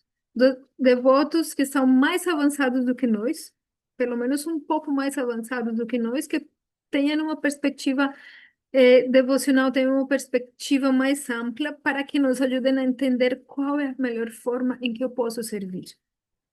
Isso é fundamental, porque, e Krishna vai explicar mais ainda isso mais para frente, nós não, se nós atuamos de forma caprichosa, a gente não vai chegar a lugar nenhum. E da mesma forma que quando a gente quer chegar para o Japão, nós precisamos de um mapa. Se eu não tiver um mapa, então eu vou dar um passo para onde? Se eu começar a caminhar, a caminhar, a caminhar, só que eu estou caminhando no sentido ocidental, eu não vou chegar no Oriente. Ao contrário, eu vou só me afastar mais. Então, eu preciso do mapa. E não só o mapa, sino que eu preciso alguém que saiba me explicar esse mapa. Eu preciso também de alguém que consiga me explicar, olha, esse daqui, esse pontinho aqui vermelho é o Japão. E você está aqui. E as estradas que você tem aqui na sua frente são essas. Você vai ter que pegar essa estrada daqui, porque se você caminhar nessa outra estrada, você vai se afastar e vai ser cada vez mais difícil. Então, você tem que pegar essa estrada daqui. É isso que se chama sadhu sangha. Nós precisamos associação e pessoas que estão trilhando o caminho e que já avançaram mais, que estão seguindo as orientações de alguém que avançou mais, que por sua vez está seguindo a orientação de alguém que vai mais para frente, porque é assim que a gente consegue saber, olha, esse é o caminho certo e eu vou me encontrar nesse caminho. Ah, vai ter lá uma montanha, eu vou ter que dar uma voltinha por aqui, depois eu vou ter que ter cuidado, porque aqui nessa parte está escorregadio, se não tiver cuidado eu vou escorregar. Então, a pessoa que trilhou esse caminho antes, ele pode me orientar e me falar, olha, você pode fazer assim e assim e assado. Então, e por isso que e a sinceridade é tão importante, porque um estudante sincero, como Arjuna é, apresenta perante o seu guia as perguntas adequadas. Então, ele vai perguntar, olha, mas peraí, mas você quer que eu suba essa montanha? Eu não consigo, vai faltar oxigênio para mim. Como que eu vou subir essa montanha? Tá, ele vai te falar, então, tá bom, você pode caminhar por aqui, vai demorar mais, mas pelo menos você não vai ter que subir até lá. Ou ele vai falar, olha, então faz esse exercício para você conseguir ter oxigênio para lá, ou carrega esse balão de oxigênio aqui. Então, a resposta é: não adianta a gente pensar, não é simplesmente ser bom no mundo material que vai nos levar longe. Não, não é suficiente ser bom no mundo material. Não é suficiente simplesmente se dedicar, porque a gente precisa, sim, de saber para onde nós vamos avançar, mas nós não podemos pular etapas. Eu não posso pensar ou falar, ah, eu vou renunciar a tudo, sino que a gente, perante o nosso mestre espiritual, os nossos guias espirituais, a gente apresenta a pergunta, olha, como que eu faço para avançar? Porque eu quero isso, quero aquilo, e não me nasce ainda do meu coração fazer isso ou outro, mas o meu coração tem um desejo muito intenso de fazer isto, e pouco a pouco a gente vai encontrando o nosso caminho. Não sei se isso responde a tua pergunta, ou se você quer perguntar um pouco mais para esclarecer mais.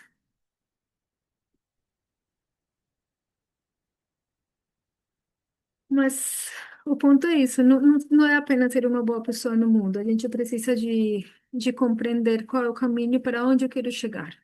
Porque boas pessoas no mundo também são as pessoas que se dedicam ao Karma Kanda, que é a pessoa que está pegado ainda ao resultado, que ainda quer ser bom, que ainda quer o bem-estar que implica ser bom, né? Que todos os outros me aceitam, gostam de mim, tenho bom nome.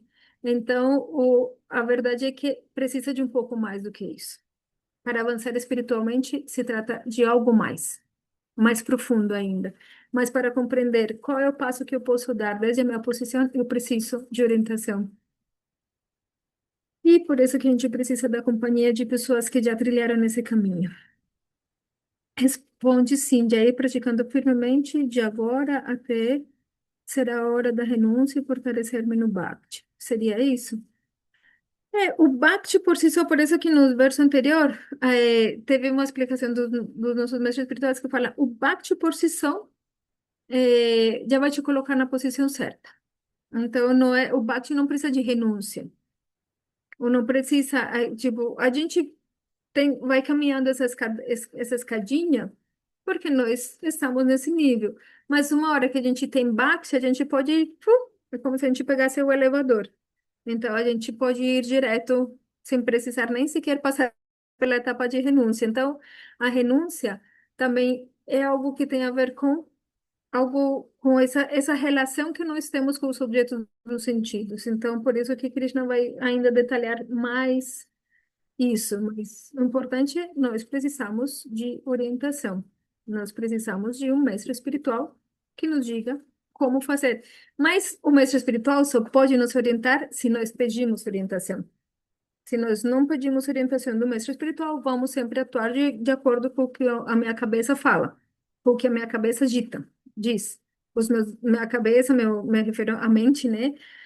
E o que os meus desejos, em últimas, estão ditando, o que os meus sentidos estão falando. Então, por isso, nós precisamos compreender que, como eu tenho desejos materiais, eu posso também estar sendo guiada por esses desejos materiais e preciso da orientação de um mestre espiritual que me ajude a compreender qual é o caminho que vai ser melhor para mim, certo?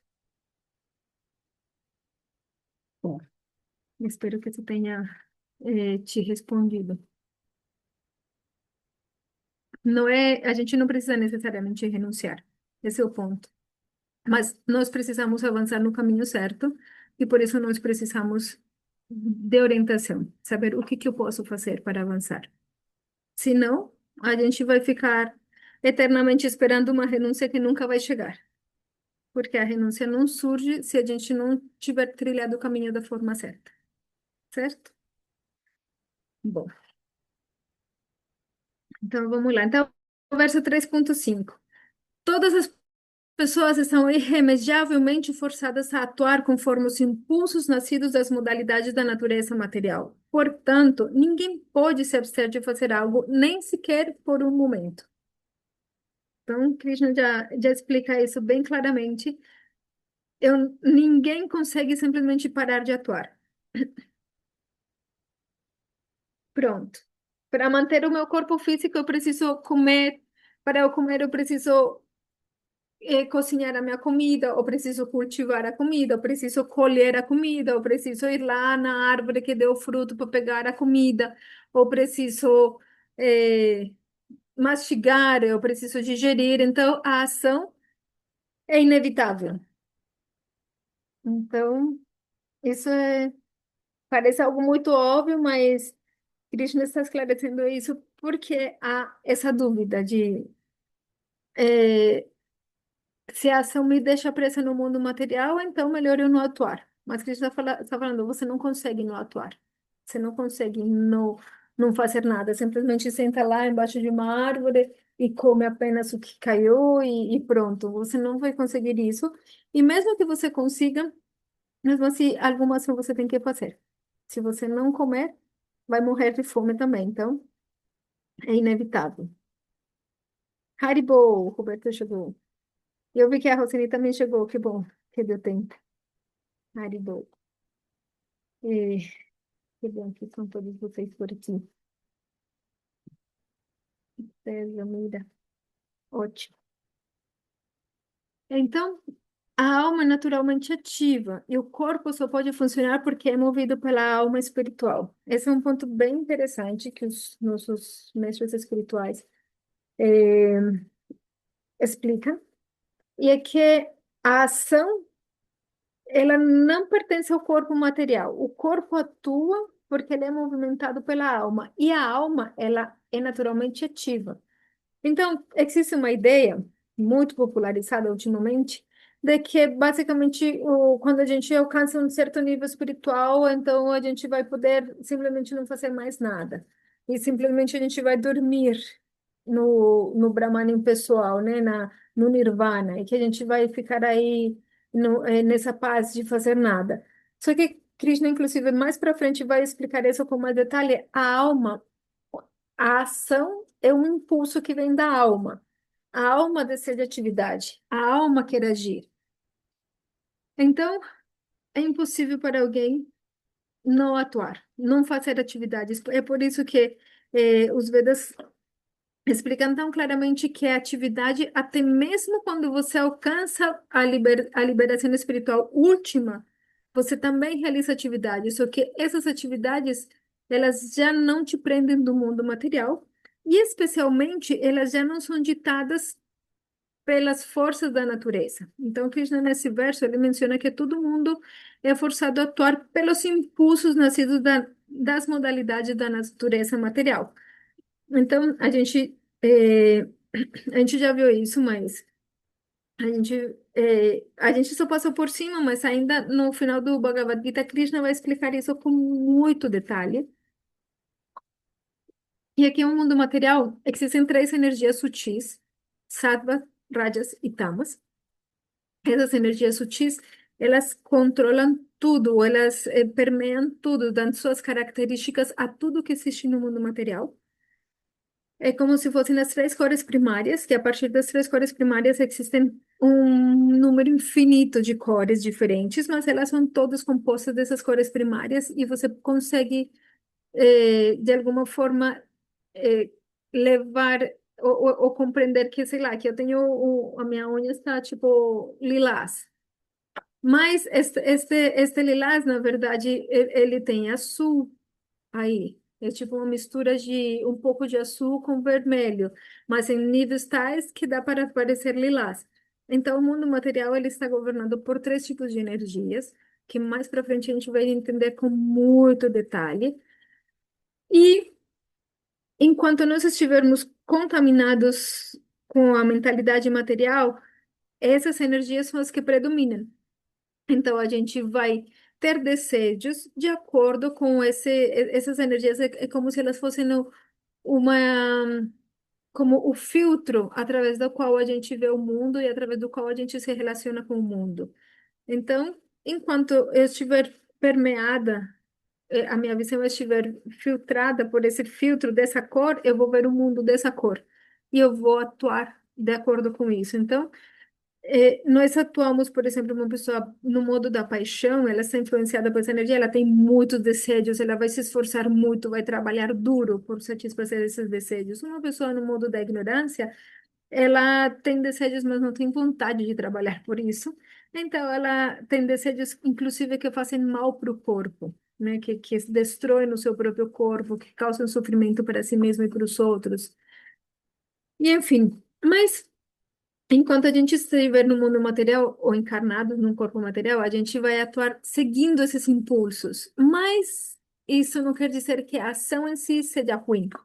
A ação, ela faz parte da natureza intrínseca do ser.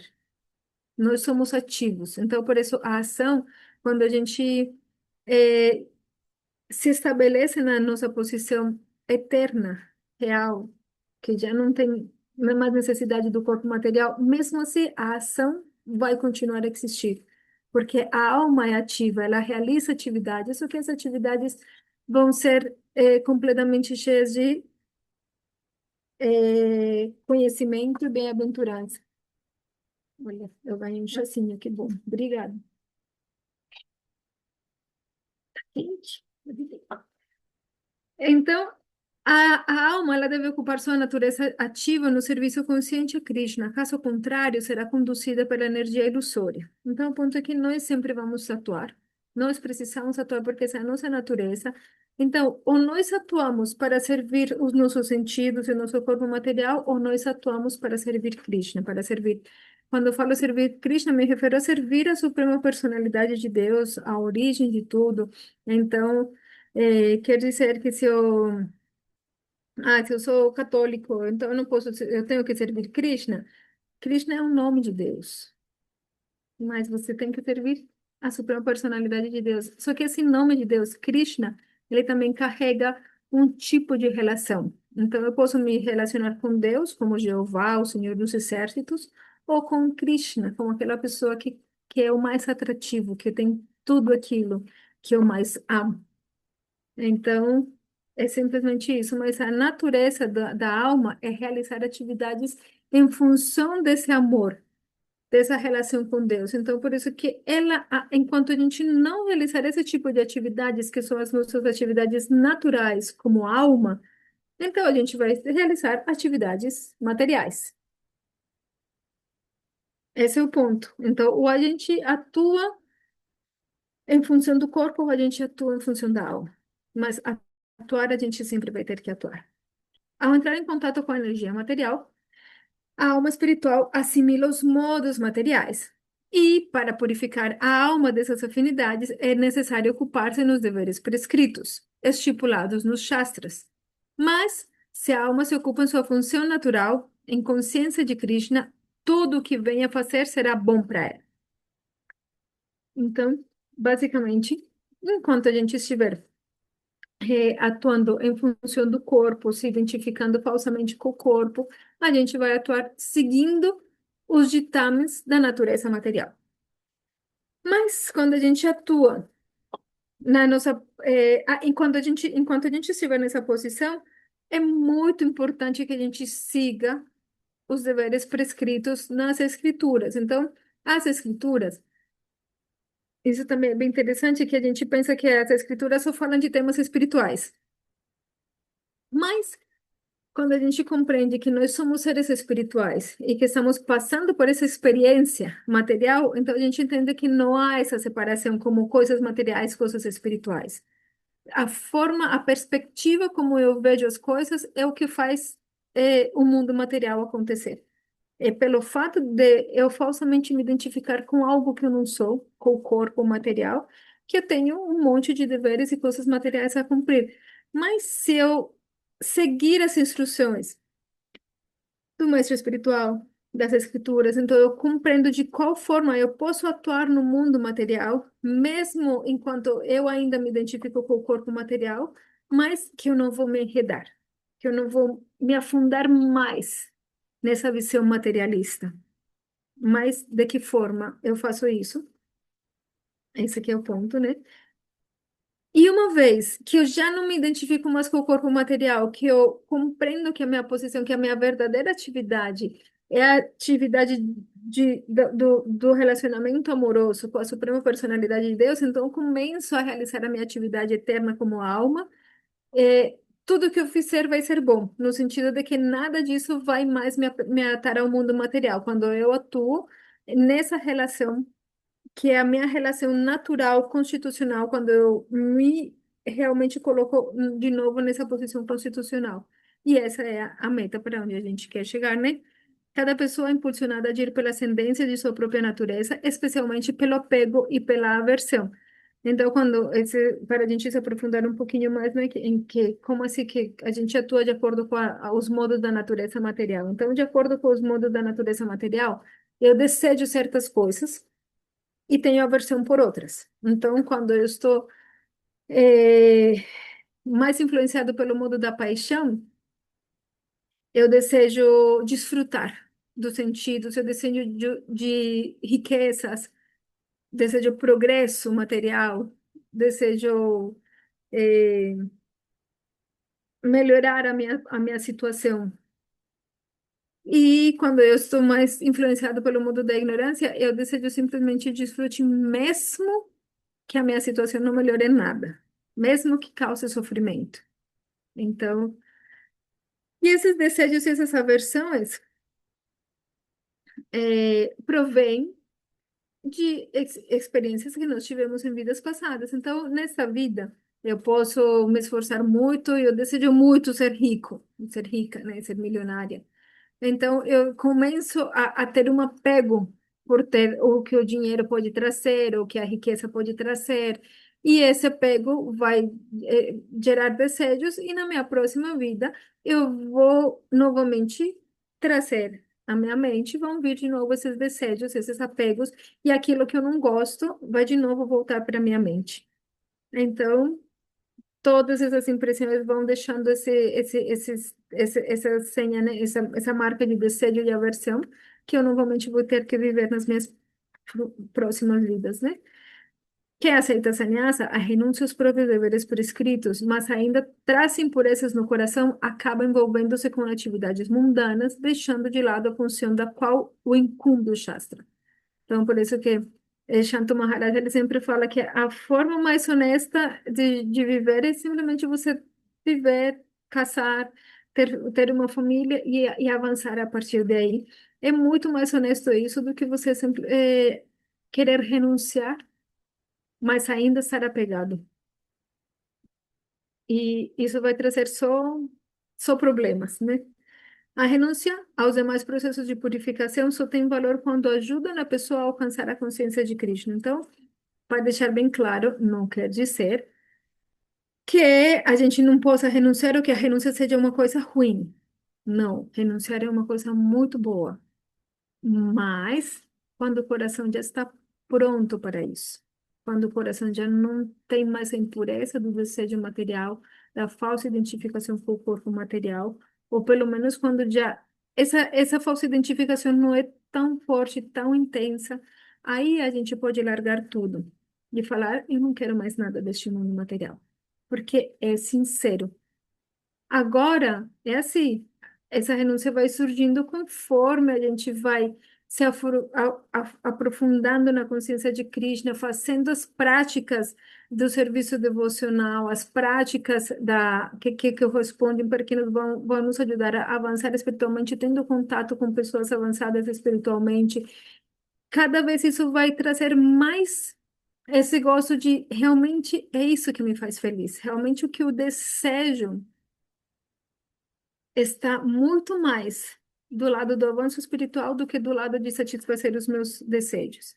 Mas isso vai se experimentar pouco a pouco. Então, a renúncia, ela tem uma importância e é nos ajudar no avanço espiritual. A renúncia por si só não é a meta. Então, isso tem que ficar claro. Renunciar ou não renunciar não é o importante. Se para você renunciar é o que vai te ajudar, deixar tudo, largar tudo, é o que vai te ajudar, porque você está nesse ponto, então você não tem que se enredar com coisas do mundo material, porque você pode renunciar e isso vai te ajudar. Mas renunciar, porque a renúncia é algo muito bom, porque é superior, porque é mais top, porque as pessoas vão me apreciar mais, porque isso ou aquilo, isso não vai te ajudar. Isso simplesmente vai te deixar em uma posição em que os outros vão pensar muito bem de você, mas você não vai dar conta e você simplesmente vai se afundar mais. Então, a renúncia, ela é muito importante, ela é muito valiosa se ela é feita da forma certa. Sannyasa não significa abandonar os deveres, mas executar o dever sem apego a seus frutos. Então, verdadeira renúncia não quer dizer eu larguei tudo. Verdadeira renúncia quer dizer eu não desejo mais aquilo. Isso que é renúncia.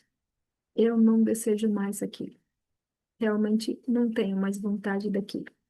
Então, pessoa de coração puro compreende seus deveres sem apego, enquanto as impuras tendem a rejeitá-los e envolver-se em ações inadequadas. Então, quando eu renuncio, mas eu ainda desejo aquilo do mundo material, o que acontece é que eu vou acabar me envolvendo em atividades impuras, em que eu vou acabar me envolvendo em sexo ilícito, vou me acabar envolvendo em consumo de substâncias que não vão me ajudar em nada.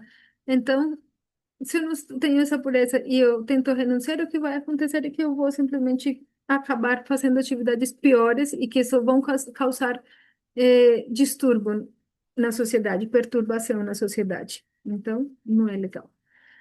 Pessoas com o coração impuro não devem abandonar os deveres prescritos, pois eles existem justamente para promover sua purificação. Então, a gente tem que entender que cumprir com o nosso dever tem um propósito, mas, novamente, a gente precisa entender qual é o propósito e como que eu caminho em função desse propósito. Senão, eu vou simplesmente pensar que ser um bom pai e uma boa mãe já está suficiente para avançar espiritualmente. Não, não é suficiente, mas é a base.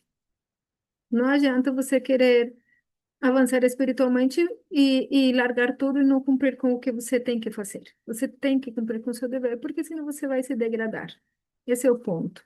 É muito melhor você ter uma esposa, um esposo e ser fiel à sua esposa, seu esposo, do que você simplesmente andar todo mês com uma pessoa diferente. Porque simplesmente você não vai conseguir ter a paz mental para avançar espiritualmente. Então, é muito melhor você ter uma vida sossegada, seguindo as regras certas, simplesmente porque isso vai te ajudar, mas não porque essa seja a meta.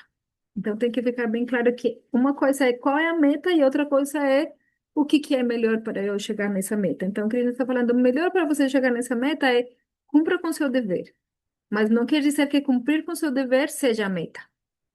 Isso tem que ser a base, simplesmente. É muito melhor você cumprir com o seu dever do que não cumprir com ele. É muito melhor. Isso vai te ajudar a avançar muito mais do que se você não cumprir com ele. Mas não se confunda, não pense que cumprir com o dever é a meta. Não pense que ser um bom pai, uma boa mãe, um bom filho, um bom irmão ou um bom trabalhador, isso já é a meta, que isso já é avançar espiritualmente. Não. Essa é simplesmente a forma mais correta de se viver para facilitar o avanço espiritual. Mas se você não avançar espiritualmente, você não vai passar de ser mais do que uma pessoa mesquinha, como qualquer outra pessoa, pensando no seu próprio umbigo e mais nada. Então, tem que ter bem claro o que que é o quê. Ninguém pode passar nenhum só momento sem agir. As gunas da natureza material agitam a todos. Assim, ninguém é independente. Todos são obrigados a realizar ações. A gente já falou bastante sobre isso, então vamos lá para o verso 3.6. Deixa eu ver que hora que é, quanto tempo que a gente tem. Adriana, Pode falar, Gláucia. Eu não estou conseguindo ir pelo chat, não sei por quê. Essa tua última fala aí, nossa senhora, foi muito boa. Essa história de dever, renúncia, que não é meta, né? É caminho. Nossa, muito bom. Só queria te agradecer mais uma vez. Legal. Que bom, que bom. Fico feliz. Mas é isso mesmo. É fundamental mesmo a gente compreender a meta e que eu É? compreenda novamente quem que eu sou, né? Você botou uma lógica que, assim, você não para pensar, né, normalmente, assim, sozinho, mas a forma como você encaminhou esse raciocínio tem uma lógica, assim, muito boa. Vai ser difícil errar. Colocar dever como meta ou até a própria renúncia. Agora está bem Uhum. claro. Muito obrigada. Ótimo, que bom, que bom. Ótimo. Fico feliz. E bom. Isso que é legal do Bhagavad Gita, que ele é muito lógico, né? Que Krishna não está falando um método lá em cima, né? Então a gente acaba se confundindo, assim, com os pés na terra, aonde que eu preciso chegar. E que o avanço espiritual é para todos nós, que nós, este lugar onde nós estamos agora não é o nosso lugar eterno, não é o nosso lar eterno, mas enquanto eu estiver aqui, eu devo me comportar desta forma, tipo, se eu estou na água, não quer dizer que a minha natureza seja viver na água, mas enquanto eu estiver na água, eu preciso saber o que que eu devo fazer. Como que eu faço para não me afundar na água e manter a calma, enquanto eu consigo sair daqui, né? E como que eu vou fazendo isso para poder chegar até a beira e conseguir sair, né? Então, é isso aí. Então, vamos lá. Verso 3,6 diz: Aquele que restringe os sentidos e os órgãos da ação, mas cuja mente mora nos objetos dos sentidos, certamente engana a si mesmo e é chamado farsante. Então, a gente falou bastante sobre isso no capítulo 2, mas aqui Krishna está de novo colocando muito ênfase nesse assunto. Se eu renunciar externamente só para que os outros vejam como eu sou avançado, como eu sou um transcendentalista, como eu sou isso e aquilo, mas internamente eu estou desejando satisfazer os meus sentidos, então eu não sou um renunciante, não sou nada, simplesmente eu sou um farsante. E o mundo hoje em dia está cheio desses farsantes. Lamentavelmente, é Kali Yuga, a era da escuridão espiritual, e é muito fácil a gente topar com muitos farsantes, pessoas que colocam uma roupa super, parece o yogi lá, com o colar aqui, com todo e as marcas XY, deixam os seus cabelos de um jeito e todo, e você fala, nossa, que pessoa transcendentalista, e você vê o que a pessoa fala, não fala nada com nada, só te dá palavras bonitas de como você continuar na sua vida materialista e mais nada. Então, a gente tem que entender bem claro, a gente não quer continuar sendo materialista, mas ainda nós somos, como que eu avanço a partir daí? É isso. Mas não queremos continuar sendo materialistas, não queremos continuar com a falsa identificação com o corpo, não queremos continuar com esse monte de desejos materiais, mas agora eu tenho isso, agora eu estou identificado com o corpo, agora eu tenho esses desejos, como que a partir daí eu avanço? Esse aqui é o ponto. A Nandini tem aqui uma pergunta, vamos ver. Cumprir bem seu dever não é a meta, é simplesmente o caminho, base na vida espiritual. É o mínimo para não decair. Juntamente com o conhecimento e amor sincero ao divino, te guiará à realização. Por... Pois o avanço espiritual é para todos, independente de onde estejam. Poderia resumir essa parte assim? Estou fazendo anotações. Ah, tá. Vamos ver. Cumprir bem seu dever não é a meta. É simplesmente o caminho, base da vida espiritual. É o mínimo para não decair. É o mínimo motivo para não se degradar, na verdade, né? Para você não se degradar. Juntamente com o conhecimento e amor sincero ao divino, te guiará à realização. É. A gente precisa do conhecimento, precisa do amor, mas a gente precisa da orientação também, né? Assim como Arjuna pediu a orientação de Krishna, né? Pois o avanço espiritual é para todos. Exatamente. É isso. O avanço espiritual é para todos, independente de qual seja a nossa posição. Sim, isso é verdade. O avanço espiritual é para todos. Exatamente. É isso aí. Então, vamos lá. Quando alguém controla seus sentidos operantes, mas tem um coração impuro, mesmo que externamente se controle, internamente está pensando em como satisfazer seus sentidos com os objetos externos. Então, há muitos impostores que se recusam a trabalhar em consciência de Krishna, mas fazem um show de meditação, enquanto a mente de fato não se afasta da satisfação dos sentidos. Tais impostores também podem falar de filosofia árida para enganar seguidores sofisticados, mas, de acordo com este verso, esses são os maiores enganadores. Então, a gente aqui tem uma advertência dupla. Por um lado, é como a gente não se deixar enganar por falsos yogis, por falsos transcendentalistas que fazem um show, que vão te falar da filosofia de forma incrível, que vão te citar as escrituras, que vão isto, mas que, em últimas, eles não são avançados. E o que determina que eles não são avançados? Que, mesmo que externamente pareçam renunciantes, internamente eles são apegados ao desfrute dos sentidos. Internamente, eles ainda são identificados com o corpo e ainda almejam satisfazer o corpo, né? Então, como diz Shantu Maharaj, o próprio Dalai Lama gosta de comer carneiro, né? É, aquele animal que, tipo, e aí ele fala, porque, sei lá, porque é pela saúde, né? Então, na verdade, está pegado a desfrutar dos sentidos, mesmo que isso cause sofrimento para um animalzinho, que mesmo que os budistas normalmente ou verdadeiramente deveriam ser vegetarianos, e enfim. Então, o tema é que a gente está muito acostumado, pessoas, a julgar se uma pessoa é avançada espiritualmente ou não, de acordo com as vestes externas, como se essa pessoa pareça renunciada, como se essa pessoa é uma, tem todo como se fala, está bem fantasiado, né? Está bem colocado. E como fala, né? Então a pessoa fala de uma forma incrível, te fala dos chakras e dos dedos e do não sei o quê. Aí você fala, nossa, essa pessoa é avançada, né? Mas não, o que determina se uma pessoa avançada é quanto a sua mente está pegada ou não ao desfrute dos sentidos. E isso é mais difícil de se perceber, mais difícil de você saber. Então, em prol do prazer de seus sentidos, alguém pode agir nos vários níveis da ordem social, mas se ele seguir as regras e regulações de sua posição específica, poderá aos poucos progredir na purificação de sua existência.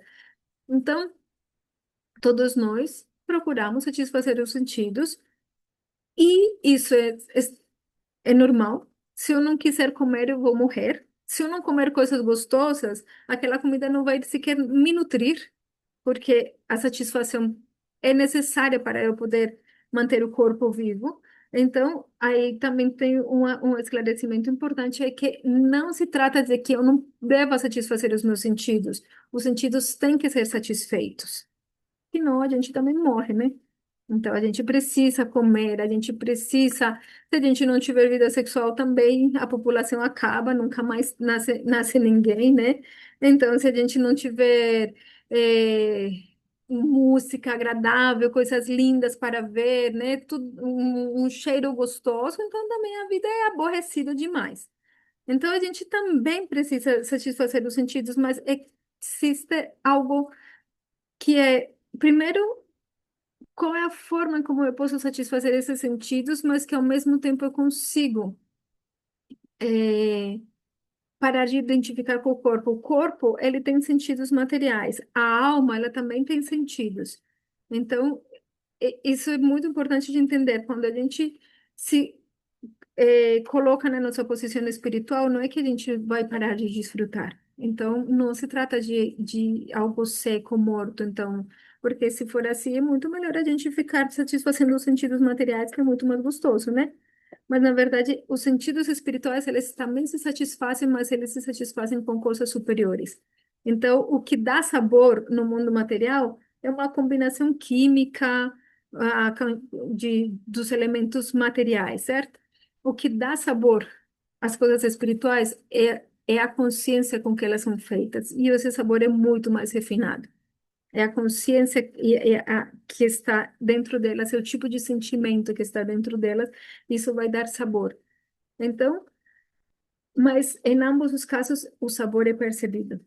Só que é feito de qualidades diferentes, de características diferentes ou de materiais diferentes. Enquanto a gente ainda pensar que o corpo material é o ser, então eu devo satisfazer os meus sentidos, mas se eu satisfazer eles seguindo certas regras, as regras que são explicadas nas escrituras, que Krishna também vem explicando, então, dessa forma, pouco a pouco, essa ideia de que eu sou o corpo vai se purificar, eu vou compreender realmente a diferença. Mas aquele que tenta se passar por yogi, enquanto de fato busca o objeto de prazer do sentido, deve ser chamado o maior dos enganadores, embora às vezes fale de filosofia. Ah, eu estava falando, eu não concluí a ideia, de que, então, essa é uma advertência que tem dois aspectos. Por um lado, a gente não se deixar enganar, mas por outro lado também é nós mesmos não nos tornar enganadores. E que eu mesmo também não me auto-engane, que eu não pense que eu sou muito renunciada quando a minha mente está ainda apegada ao desfrute dos sentidos. É o desfrute, e eu estou ainda pensando em como que eu vou poder desfrutar. Então, não se auto-engane, não se torne um farsante, né? Seu conhecimento não tem valor. Quando você atua dessa forma como um farsante, ou quando aquela pessoa, não importa quanto essa pessoa tenha, faça posse de avançada, se essa pessoa ainda está internamente apegada ao corpo, aos sentidos, tudo mais, então o conhecimento que essa pessoa possa explicar para, ou falar, ou ter, todas as escrituras que consegue citar e tudo mais, não tem nenhum valor. Porque o conhecimento, e Krishna vai explicar isso mais para frente com muito detalhe, é muito legal. O conhecimento, ele tem uma consequência, e uma das consequências do conhecimento é que a nossa forma de ser se transforma. Nós temos que, isso tem, o conhecimento tem um efeito na nossa forma de ser, e o conhecimento que não transforma a nossa vida não é conhecimento verdadeiro, ou, como neste caso, mesmo que a pessoa tenha um conhecimento real, possa te falar coisas bonitas, mas se ela não compreende qual é a sua própria posição e tenta se colocar numa posição falsa, esse conhecimento não tem valor, não vai fazer o efeito necessário. Certo? A mente desse farsante é sempre impura e, portanto, sua exibição de meditação yógica não tem valor algum.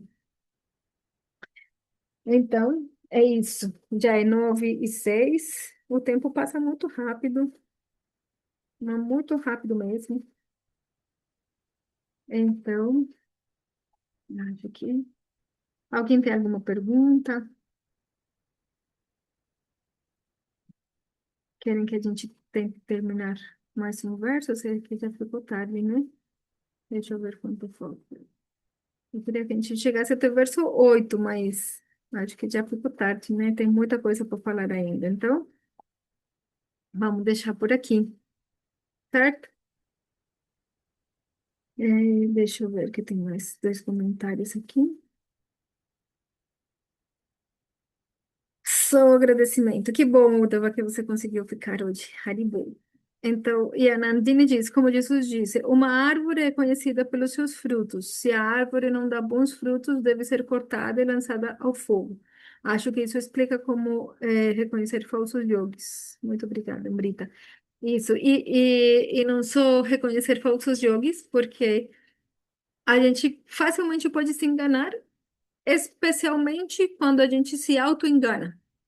Então, por isso que uma pessoa sincera dificilmente vai ser enganada, porque ela é sincera consigo mesma. Mas quando eu não tenho essa sinceridade, eu vou ser enganado, porque eu vou sintonizar, vou vibrar na mesma frequência que aquela pessoa que é um enganador. Então, por isso, o primeiro passo para eu não ser enganada é eu parar de me auto-enganar. Então, eu preciso ser muito sincero e desejar realmente o avanço espiritual. Então, quando a gente deseja o avanço espiritual, as ferramentas vão surgir. O conhecimento que nós precisamos vai surgir, a orientação, a companhia que nós precisamos, o mestre espiritual vai surgir na nossa vida quando nós almejamos realmente o avanço espiritual. Então, nós precisamos desejar isso e ser muito sinceros nesse desejo para que a gente possa não se enganar a si mesmo e compreender o que eu quero, qual que é a minha posição, qual que é a melhor forma de caminhar e aceitar realmente essa orientação, essas instruções que pode nos dar os devotos mais avançados, o nosso mestre espiritual, principalmente. Mas é isso. Uma árvore se conhece pelos seus frutos, e isso é verdade. Uma hora ou outra, o falso yogi ou a pessoa que se auto-engana, uma hora ou outra vai perceber que não. E muitas vezes é no momento da morte. A pessoa muito desapegada, muito todo, mas no momento da morte está morrendo de medo de morrer. Então, a gente entende que tem que tem uma prova final que todos nós vamos ter que passar, que é o momento da morte. Então, é melhor a gente praticar e viver o caminho da forma mais sincera e mais intensamente possível, porque o exame final não é tão fácil assim de passar, né? Então é isso. Não sei se mais alguém tem algum comentário. Hum, Sérgio escreveu aqui. Krishnamurti disse que o conflito destrói a mente e a sensibilidade da consciência. O conflito destrói a mente e a sensibilidade da consciência. Às vezes o conflito também é necessário, né? Às vezes a gente precisa estar em certas situações de conflito, né? Como Arjuna, ele está em um conflito interno. Arjuna tem um conflito muito grande porque ele está perante o seu dever, que é manter a, a justiça, manter o parâmetro do que é certo para que a sociedade continue seguindo esse parâmetro. Ele tem que, por esse motivo, que participar dessa guerra, que era inevitável. Eles tentaram evitar essa guerra de todas as formas, mas não teve como. Então, a única opção que eles tinham era participar da guerra, mas, ao mesmo tempo, ele se enfrenta ao fato de que aquelas pessoas que estão estabelecendo injustiça são seus próprios familiares, ele vai ter que lutar com eles, pessoas que são seus mestres e que ele considera seus superiores. Então, ele entra num conflito interno terrível, terrível. Mas é essa situação de conflito que faz com que ele se renda a Krishna, com que ele finalmente diga: Krishna, eu preciso da sua orientação, então, com que ele aceite um mestre espiritual, porque ele compreende que ele não consegue mais determinar por si só qual que é o caminho correto, que ele não consegue entender qual é o caminho que ele deve realizar, e, e ao mesmo tempo, quando o Krishna começa a falar, ele ainda fica mais confuso, né?